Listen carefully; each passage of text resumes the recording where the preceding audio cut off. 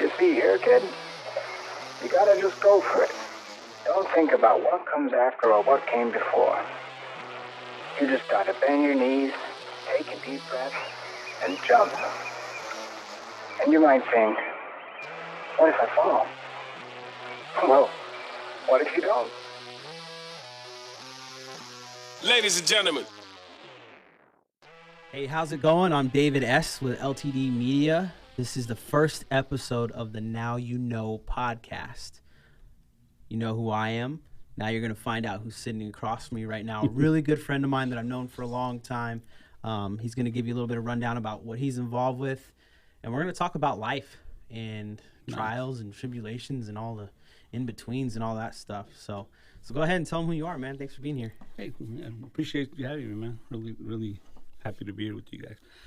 My name's Filiberto Borges, a.k.a. DJLoKey, own LoKey DJ Entertainment, LLC, here locally in Tucson, Arizona, and the surrounding areas. Do a lot of DJing, weddings, quinceañeras, parties.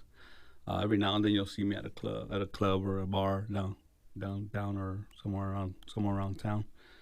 I've been in the biz for about 35 years. 35 years? 35 years. That's more than I've been alive. I'm only 32. 35. I started when I was 14. Wow. Yeah, it's funny how I started. Never thought about DJing. Our high school, the DJ that was supposed to DJ a homecoming dance back then. And I've always been really into music, so I've always collected a lot of music. And a friend of mine had had actually 2 turntables and some speakers. And I'm like, well, I told him, why don't we just do it? So we put his 2 turntables together, got an amp from the high school, and then put his speakers together, and we just started, and we killed it. And they're like, wow, we didn't know what we were doing. Apparently, wow, they liked what we were doing, so we started there.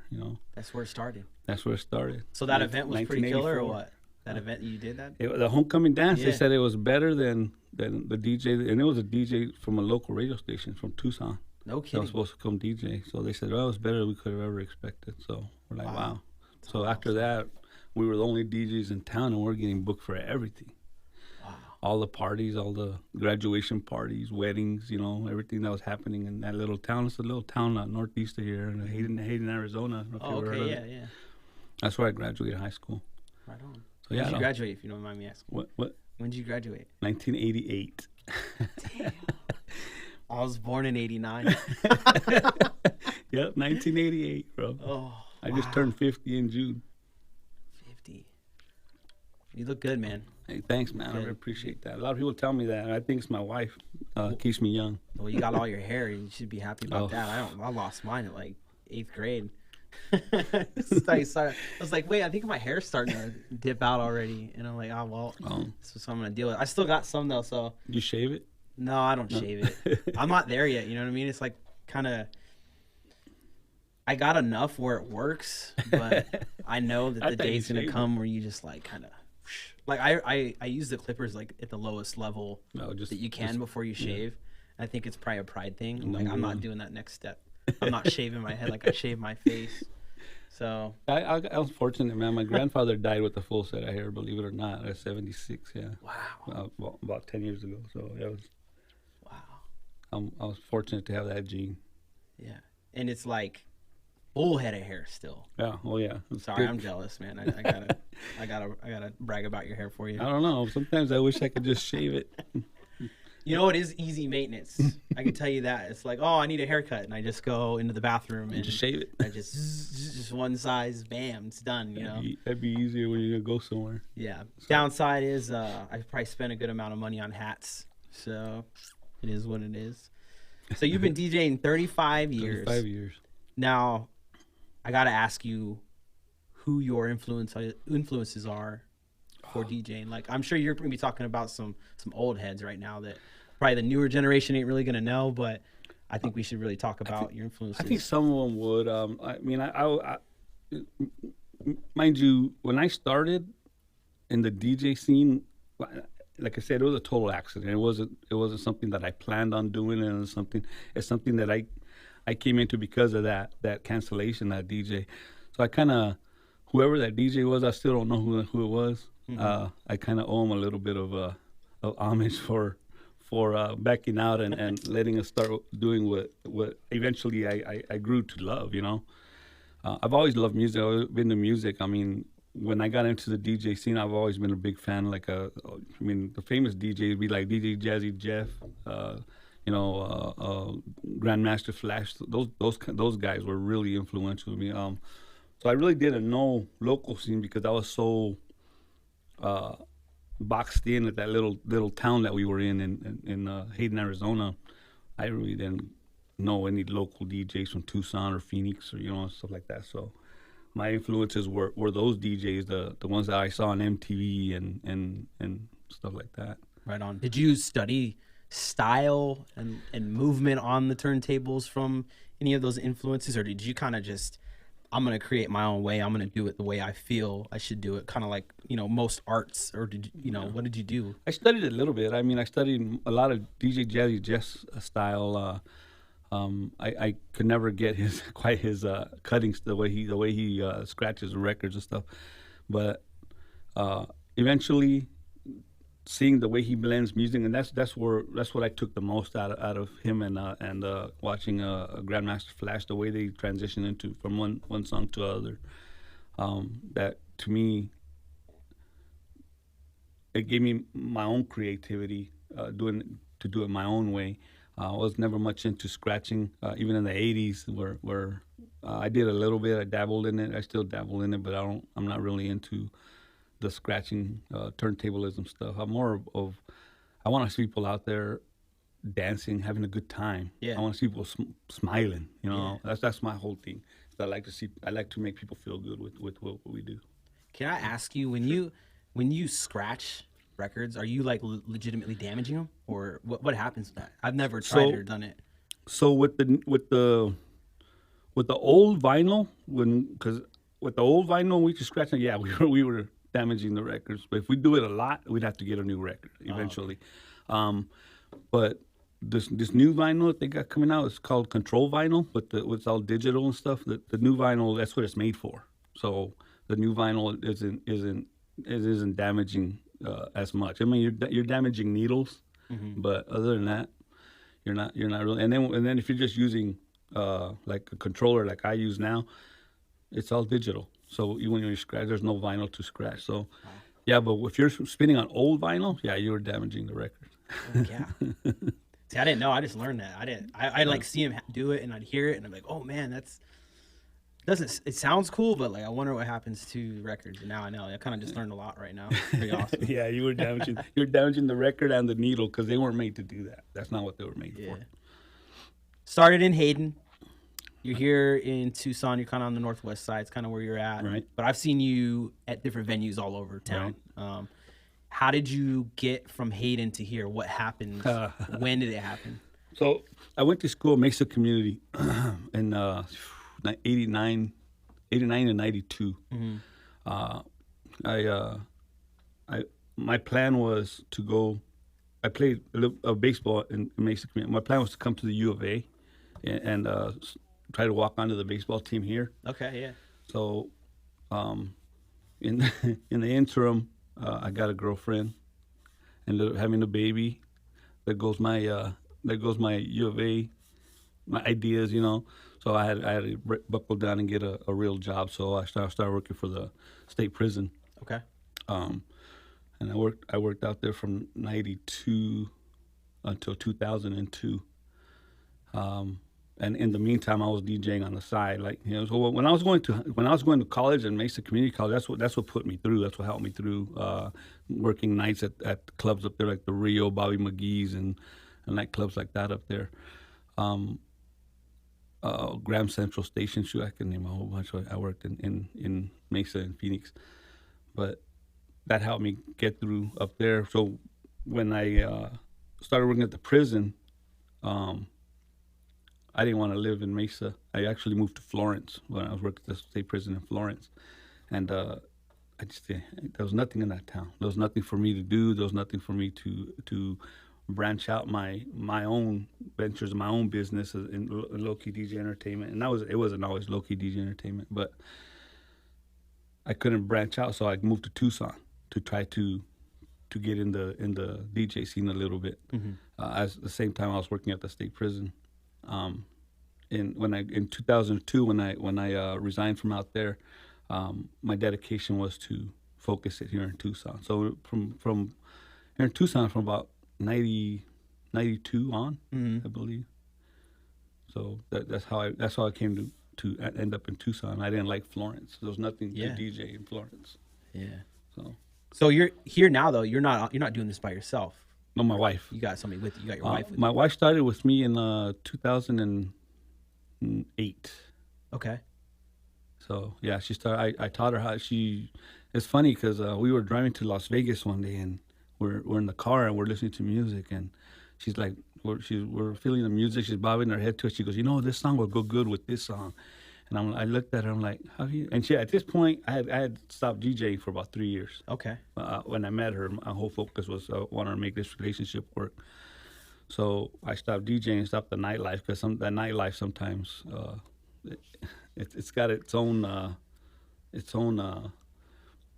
history of not being well suited for relationships. But yeah.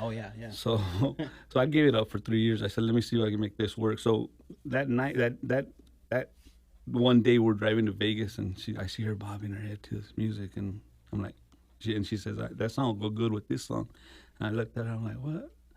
So, and I didn't say nothing. I'm like, We drove a little while longer and we heard another song and she goes, oh, I'm hearing the beat to this other song come. I'm like, this girl's got an ear for music. So I asked her, I said, you ever think about DJing? She goes, I've always wanted to be a DJ. And I didn't know this about her. I think we were in a relationship 3 years at this point. And I'm like, light bulb just came on. I wonder if I can start, get her into DJing and I can just sit back and send her into the scene, Yeah. So I taught her how to DJ, but she's so shy. She didn't want to get in. She didn't want to get in front of people at first.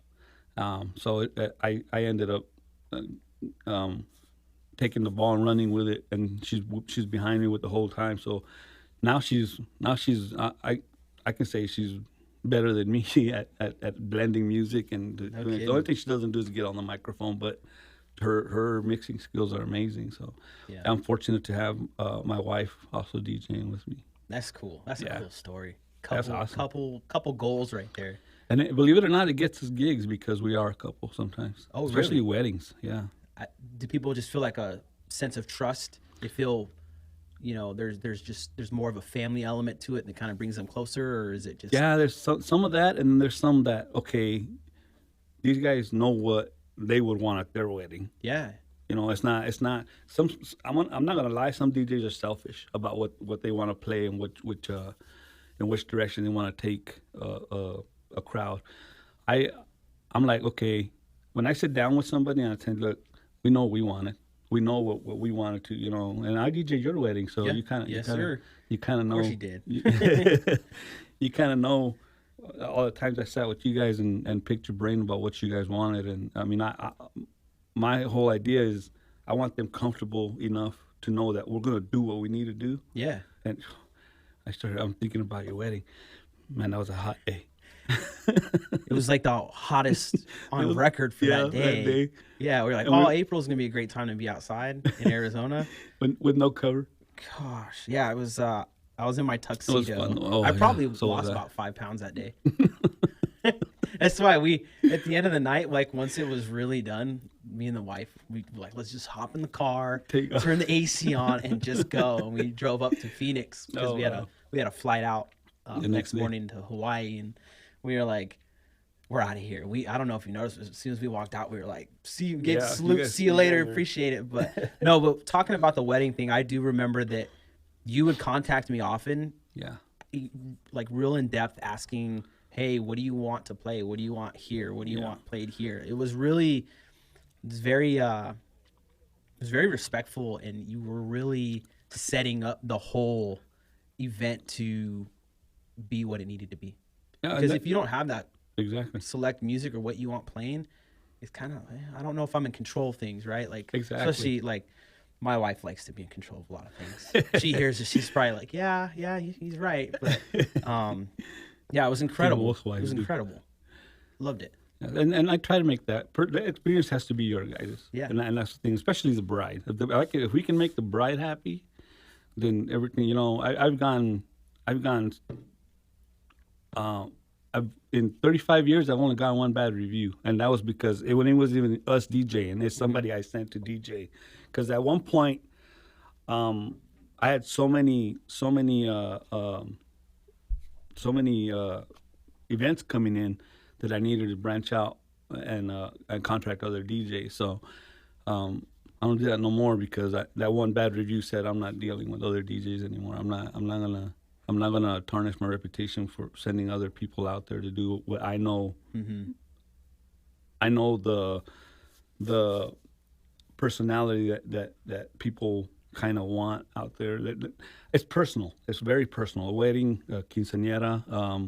I've DJ'd like memorials where people, or like what do they call them? Life celebrations. Yeah. Those are something. Those got to be hard. It kind of is, but when you start seeing that people are actually celebrating, not mourning, and it becomes a little bit easier. But it's hard when you first go out. You don't know. We don't know what to expect.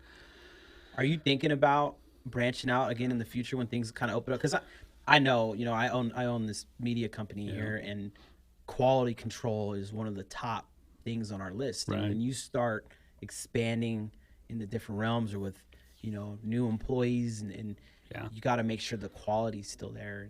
And I know that's kind of a lot more work.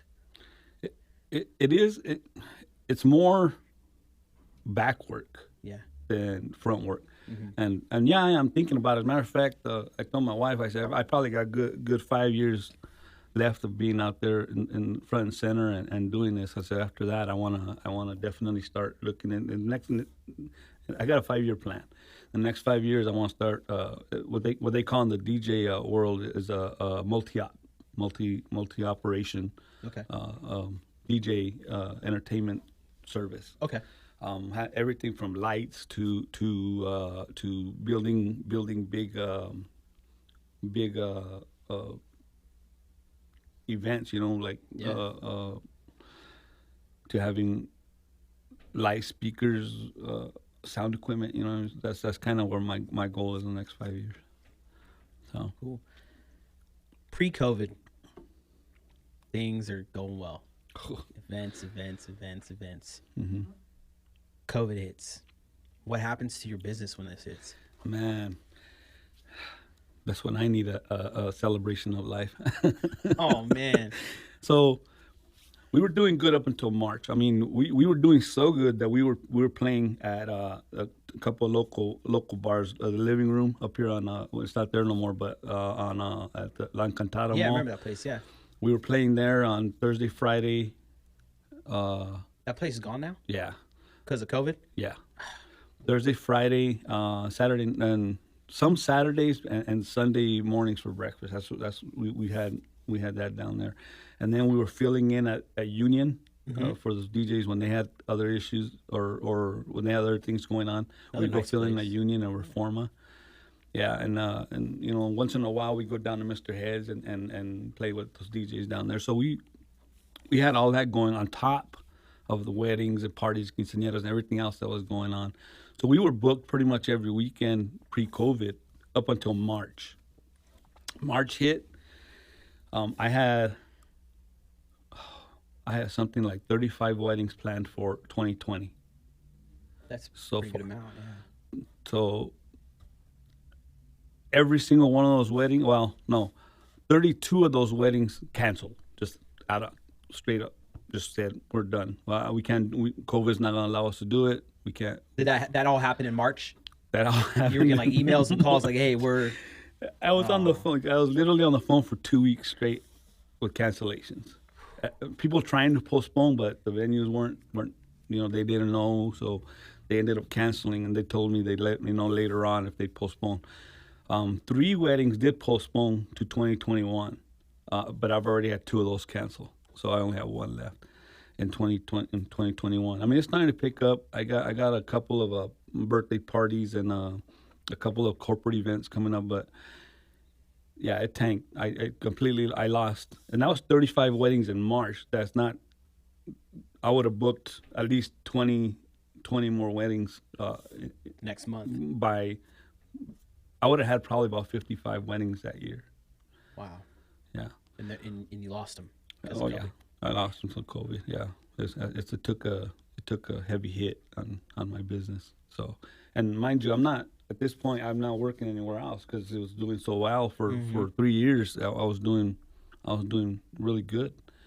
Um, I even when I was working at a retailer, it was doing fairly well. I was still doing pretty good. So I quit to go to work it full time because it was doing so well, and then it just tanked. COVID just took all the wind out of my sail. Yeah. Yeah. And have you kept in contact with a lot of the venues that you were working with? Have a lot of them disappeared from, shut down and closed down from what happened? I've had a couple that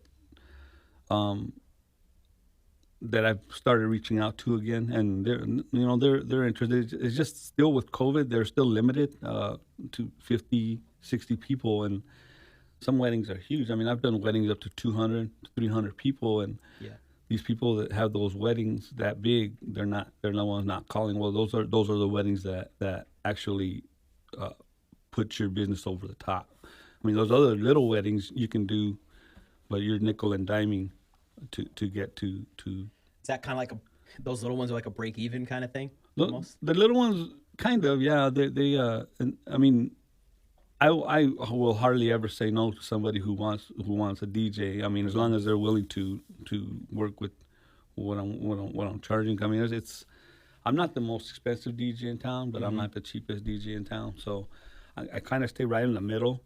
Yeah. Because I think to in my opinion, to stay relevant, you don't want to be, I don't have the equipment that the most expensive DJs in town are charging. I don't have that equipment, but I have more equipment than the cheapest DJs in town are charging. You know what I mean? Yeah. So I'm kind of right in the middle, and so I try to stay within my lane, I guess, if you the way people say, stay in your lane. So yeah, I try to stay where I'm at. Yeah. But it's been hard. I'm not gonna lie. It's been really hard. It's been my wife being the only one working, so it's we've had to give up a lot, so just to stay afloat. Yeah. So, Yeah. We had. I mean, I know it sounds a little bit bratish, but we have 4 vehicles at a time. Now we only have the two drivers that we use. I had to give up my Tahoe, which what we're using for equipment. Now we're back down to like we were in the beginning when we first started. Her and I renting U-Hauls or U-Haul vans or Hertz vans to if we have big events, we have to take a lot of equipment. Yeah. So we're back down to that. So yeah, it's hard. The March hits, and I remember when that happened. It was March. I was actually out of town, and the news was on, and we were on our phones. I was with my family, and you just see all these notifications like, "Hey, this is happening. There's this virus." Blah blah blah. At that time, I was very, very optimistic that it was just going to be a couple months. And I think everybody kind of was like, "Oh yeah, we'll wait till June and everything will be all good. We'll get back and we'll just take a little break. We'll slow down." In my head, I was like, "This is kind of God saying, hey, let's slow down a little bit, guys. Yeah. Let's take a break. Everybody's moving all over the place. Everybody's busy. Hey, let's pause a little bit. You know what I mean?" And I still think it's that, but yeah, you're right. I mean, it forced us to step back and look to get our direction focused, because I think we were all over. I think we were pretty much scatterbrained. We're scatterbrained. We're all over the place, doing, like I said, doing weddings, quinceañeras, and bars, and we were just all over the place. What it did was help me focus. Which direction do you want to take it? From this point forward. So, got my stuff, got all my business in order to. They helped me get my business in order to where. Like I said, put together this 5-year plan for where we wanted to go. But it's a blessing and a curse. I mean, it was more of a curse because we took a financial hit, financial loss, but the blessing is that it allowed me to focus more on what our goals were, what our goals are going to be, or what our goals are. Yeah. It kind of made you more self-aware, and Absolutely. it's and I can relate to that. I really honed in an opportunity to fix weaknesses. Yes, exactly. Personally, Exactly. in my relationships, Yeah. with my business, all that stuff was really an opportunity to go, where am I lacking? What do I need to fix? And I've since that happened, I've been working harder and harder to fix those. And I'm still really optimistic, Phil. I think soon, we're going to be back to I think so. having a good time. I think so. Now, now especially with these vaccines coming out, I think that's going to help a lot. That's going to help so much. So we'll see. I'm praying. I'm praying that everybody's been cooped up for over a year. So now or for about a year. So now that once everything opens back up, people are going to be wanting to be out there again. Yeah. Excuse me. But we'll see, man. We'll see how that goes. I'm like I said, I'm optimistic too, especially now that like I said, that we have these goals and we're going to strive to reach these goals. And so, I mean, my wife's, I think after we got all these cancellations, it deflated her a little bit. She's like, well, I don't know what our business is going to do. I'm like, let me, I'll worry about that. Yeah. Right now, you just have to worry about putting food on our table because we got nothing else. That's real. That's real. I'll worry about our business. And I mean, we've had a couple. I mean, I have equipment to rent too. So I have a DJs call me up, say, hey, can I rent this? Can I rent that? So that's kind of kept us a little bit, a little bit out of the red. Yeah. Yeah. So it's definitely been a roller coaster. One of the keys to success in the long run is adapting to adversity. Well, and you've been in the middle of that adapting piece for quite some time, and you're still here. You're still making those moves. You're still getting calls, and I think the next step is, like I said, I think things are going to open up, and you're going to have new venues come in, and we're going to get back to jamming out and hearing some hits and some good music. And I hope so. I gotta ask you, you've been in the game for 35 years.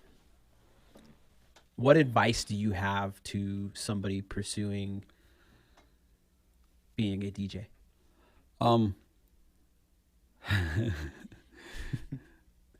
Don't give up your day job at first. Don't give up your day job. Well, you can be raking in dough right off the bat. It's expensive. I mean, it's an expensive hobby to start. I mean, when I was doing it before, I didn't do the mobile stuff I'm doing now. Yeah. I was just in clubs. I was doing, like I said, I was up in Mesa, going to college when I really got really serious about doing it. Up at Graham Central Station, I'll give you some clubs. Graham Central Station, which is still there. Rio, which isn't there anymore. Bobby McGee's, which isn't there anymore. Mr. Lucky's I think Mr. Lucky's is still there. I'm not sure, but these are some of the places I spun at it in Mesa and Phoenix. So, the way I did it to get into the scene was I'd go to the bars and clubs and listen to the DJ. I'd make it a point to talk to the DJ when he had time, because either before or after he showed up. I'd come early and sometimes leave really late. Without even knowing them, you would just take that upon yourself to go and make a connection. To tell them that I was interested in doing what they do, what do I have to do? And a lot of them would take you in as a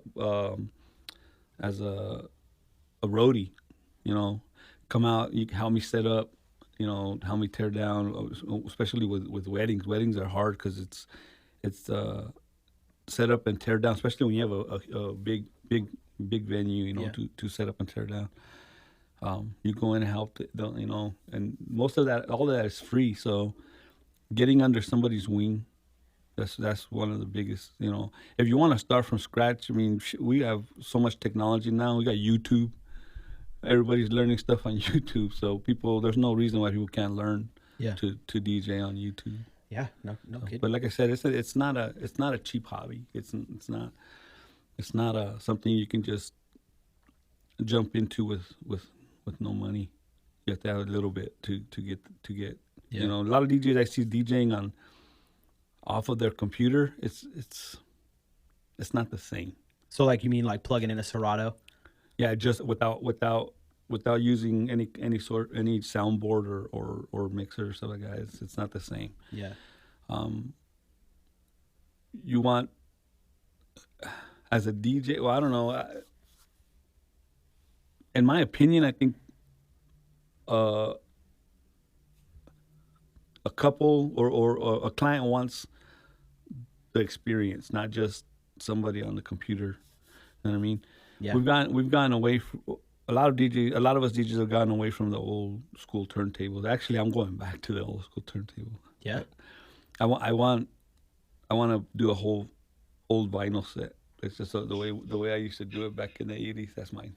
Oh, that'd be awesome. I was like, well, what is that? That's part of the whole genuine feel of doing these, huh? You get some stuff that happens in the background. What was that anyway? What is it? It's like a setting on your phone? It's a text message. Yeah.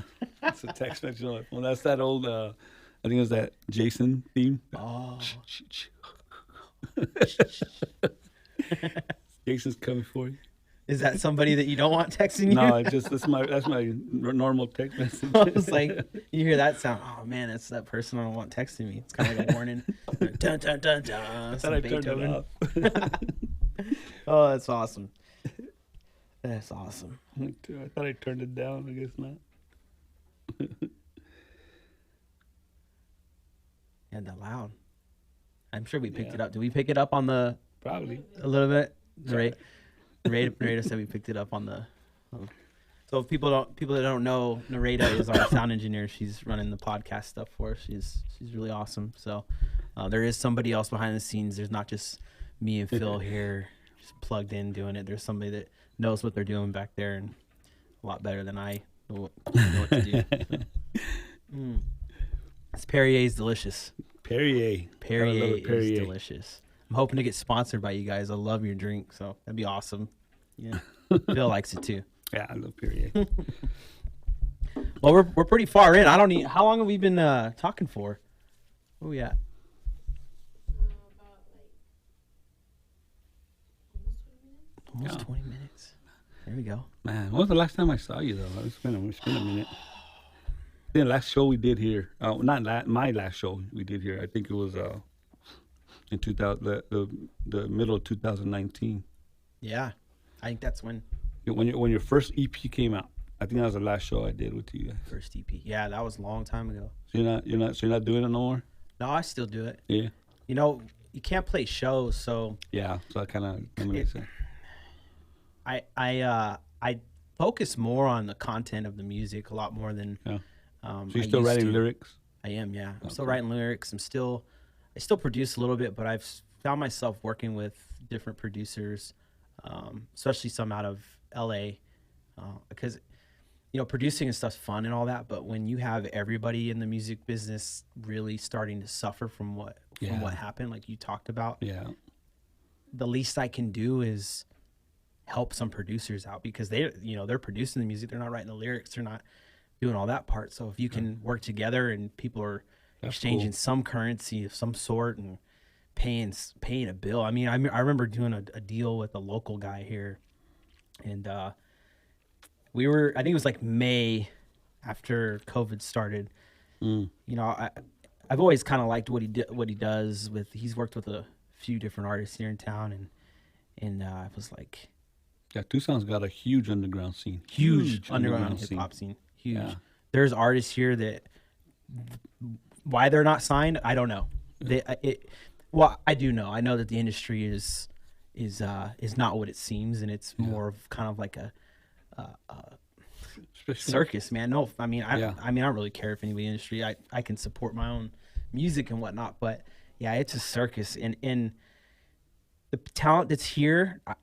I would have been dumb not to work with this person, so I did, and we literally did a $50 deal, full rights.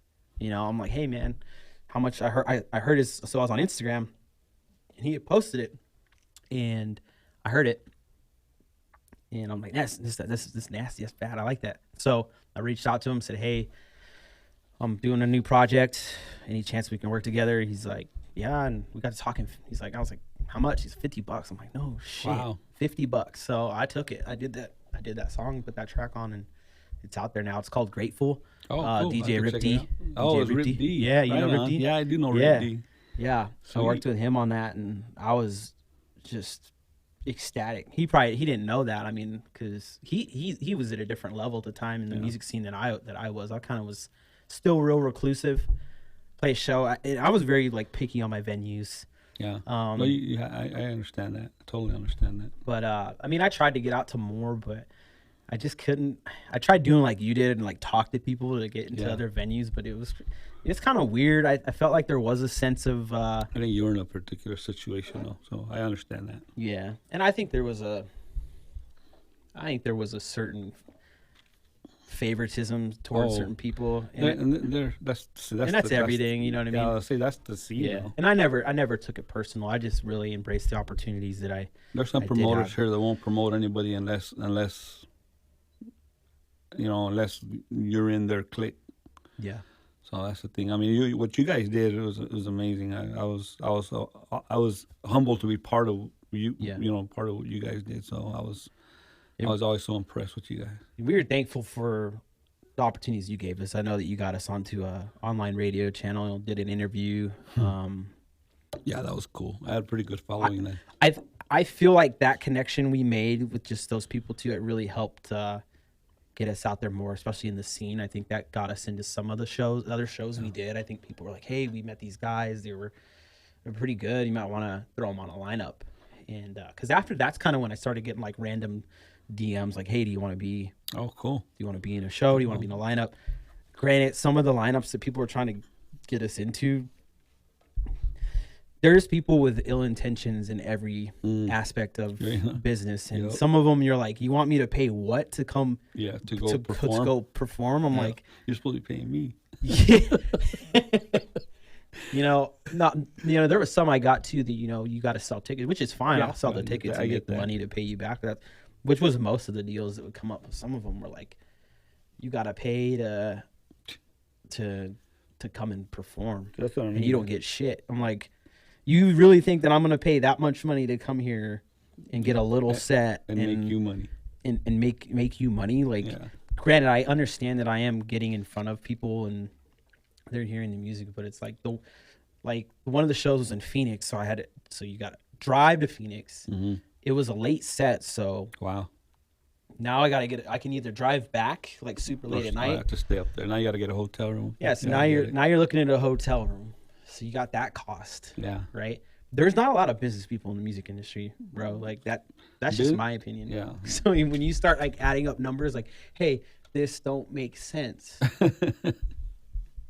Look at how much money's here and what, so anyways, I went off on that's good. I that. hadn't heard this part of Yeah. It was So that's pretty much what happened after we stopped doing working. And the reason that, that we stopped contacting you for DJing the set is I actually started practicing myself. Oh, nice. Running the set and performing at the same time. The music, good. Yeah, I was using Serato, right? Oh, right so on. I was like putting in all the tracks and everything. That's what I was doing. And like see if I can start getting good at it. Because my intention was before COVID hit was to get good at the point where other artists would hit me up and say, hey, do you want to run my set?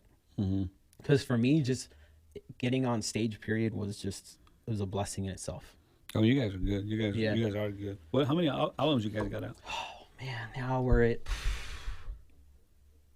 I don't know, man, probably 5 or 6 Oh, wow, that are okay. out. Between I knew EPs and Right. albums. And you can find us. You guys don't know who we are, but we're called Unannounced. The reason that we have that name is we weren't mentioned very much when we started. So no one really, and we kind of wanted it. We had no problem with that because the funnest part was actually putting the music out and getting a following and getting listeners. Now, and you get to work with your brother, which I think is pretty cool. Yeah, I get to work with my brother. Yeah, Devin, he's awesome. He's a way better He's way better at flowing than I am. I'm more of like a kind of jazzy feel to it, and and I do a lot of the hooks, and he does a lot of the like. He's just like blah, blah, blah, blah, blah. He's just fast. He does some good background echoes too, though. Yeah. I laugh at his background echoes. Yeah. So I was a blessing to do this with you guys. It really was. I mean, if you ever, I'm always here for you guys. You know that. So. Yeah, for sure. Same. Like I said, when things open up, we got this whole front end of the building that is a venue that we haven't. And I know there's a couple of gigs I couldn't make it to for you guys because I was like so swamped with gigs. Yeah, well, when you're doing 50 events in a month and so on, I mean, I don't really. It was crazy. It's gonna happen. It was crazy for a minute. I mean, it was to the point where like I said, we were scatterbrained. We had all this business, but we had no organization. Yeah. And now with COVID, that's what with COVID, the blessing that COVID gave me was, now I'm organized. Mm-hmm. Now I just need the business to come back in, and then I'll be set. Yeah. I'll be exactly where we need to be. So yeah. There's always light you can find. It's all about perspective. Absolutely. All about perspective. You could sit here and go, COVID destroyed everything. Oh my gosh, my life's horrible. I'm a victim. Or you can step up and say, hey, you know what? This is an opportunity to grow. This is an opportunity to get better, and that's what you did. And that little sound bite right there that you just told me, I'm gonna post that. Which one? The one of you talking about how it was a blessing for you to organize your business. And it definitely was. I think we need to help people see that there still is an opportunity to do that. Things are still kind of slow. I mean, if you're a business and you're kicking ass right now, props to you. Yeah, exactly. You've done things that a lot of places maybe they haven't been able to do yet, or there was other circumstances. But yeah, props to you. But yeah, see, I know DJ's still out there, still working that bar scene and stuff like that, and still having. I'm helping a friend out right now with his weddings, just setting up and tearing down stuff. But that's because the wedding scene it's there still, but it's just not like it used to be, Yeah. So, I try to offer my assistance wherever I can to friends of mine who DJ. How do people connect with you if they want to hire you? Oh, I got a website, LoKeyDJENT.com. Okay. That's our website. It's a fluid website, so it's ever changing. So. You on Facebook and all that too? Facebook, LoKey DJ. Actually, it's under DJLoKey. Instagram also, okay. LoKey DJ Entertainment. TikTok, DJLoKey. You want to listen to some mixes? I got mixes on Mixcloud under DJLoKey. I think DJLoKey Arizona. I think it is. Okay. Cool. I'm not right. We'll put all that stuff in the text on the episode information stuff for you too. I'll give everything to you correctly. Yeah, for sure. So yeah, it's picking up. So we'll see. Like you said, I'm hopeful too. I'm hopeful that everything happens the way we hope it happens. Yeah. Hope. Gotta have That's hope. That's it. You got hope. You got nothing. That's it. Yeah. All right. One last thing before we head out here. We've been doing this. Is fun, man. Oh, a great time. I'm glad to be here with you guys. This is kind of one of those things I'm going to try to ask everybody, and it's a common myth about DJing. You might want to debunk. A common myth about DJing. Or about DJs or DJing? DJs. You can say DJs like a stigma. Is there something that people go, oh yeah, DJs, yeah, you don't want to, they do this, they do that. So everybody thinks we just push a button. You just press play or what? Yeah, that's the gist of it. The biggest part of the biggest hassle for us in the wedding scene is DJs that are out there undercutting business, because I understand they're trying to get their name out there, trying to be seen, but then we have those same clients calling us wondering why we charge what we do. I mean, we don't just push a button.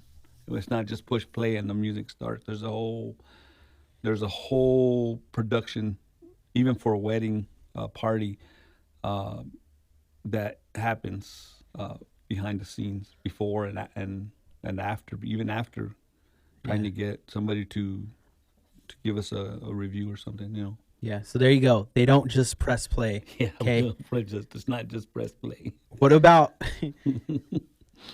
There's always this person. I feel so when I used to go out, I'm like kind of older now. I don't really go out as much. Yeah. But there's always like people that go up to the DJ like, play this song, this one. You know, this is what we want to hear right now. And do you ever deal with that? And how do you deal with it? There was a meme that just came out on Facebook that I saw the other day. What's the worst thing you hate when you're DJing? The worst thing, I'm gonna tell you, and this is probably 99% of DJs hate this. Don't come up to a DJ with your phone, flash it in their face, and say, "Can you play this song?" Because that's not gonna happen. You say, yeah, I'll take care of that, and then you never. Yeah, there's. Or can I see your playlist, man? I got 250,000 songs on my library. There's no way you're gonna look at my playlist while I'm DJing. You know. Are they always drunk? Not all of them. Some people just don't understand the concept of what we do. Yeah, obviously. And drunk people just want to get behind our turntables and start messing around with it. Spilling their drink all over your shit. Get out of here, bro. Get out of here. Yeah. Oh, I know. I've seen that even at shows. They pull up, start messing with the board, and you're like, "What the hell are you doing?" All right. Well, if you get a chance to check out that YouTube 10 things never to say to a DJ, you got to see that. That's 10 funny. things to never say to a DJ. That's funny. So if you guys are getting ready to hire a DJ, maybe you want to go check that out. Right. And don't grab your phone and put it in their face and say, play this song for me, bro. Do it. All right. Well, we're going to head out of this podcast, man. It's been a pleasure. Episode 1 of the Now You Know. You just learned what not to do to a DJ when they're doing a set, right? And you learned a couple more things about the business in general. It was a pleasure, Phil. Yeah, likewise. We'll do this again maybe in definitely. a couple months when we've done a couple more episodes. LTD Media is the host of this. This is the first one? This is the first one. Oh, wow. Yeah. I feel privileged now. Yeah, Live the Dream Media is the host of it. We have Nareda. She's on the sound. If you like what you hear, feel free to subscribe. There will be more episodes, and we thank you for listening. Take care.